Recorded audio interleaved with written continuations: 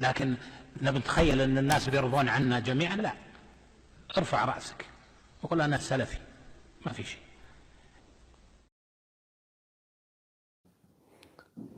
Sual verilir ki, mən çölə, parkda oturmağa çıxıramsa, hava almaq üçün, orada da Allahı zikr edəcəmsə, niyyətim qarşı o zaman.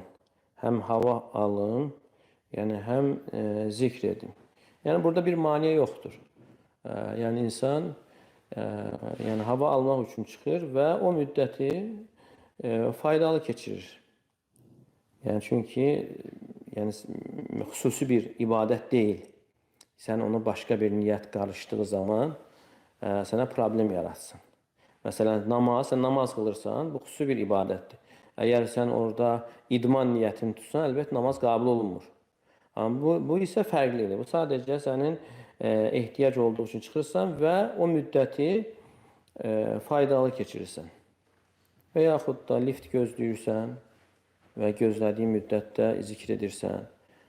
Yəni bu, o deməkdir ki, insan vaxtını faydalı keçirməsi, zikirlə keçirməsi. Necə ki, yəni bir sahabə Peyğəmbər sallallahu aleyhi və səlləmdən soruşur ki, yəni mənə elə bir şey öyrət ki, səndən başqasından soruşmayım.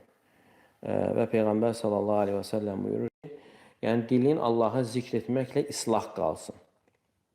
Dilin Allahı zikr etməklə islah qalsın. Ona görə, yəni Allahı zikr etmək ən asan ibadətlərdən və savabı çox olan ibadətlərdən sayılır.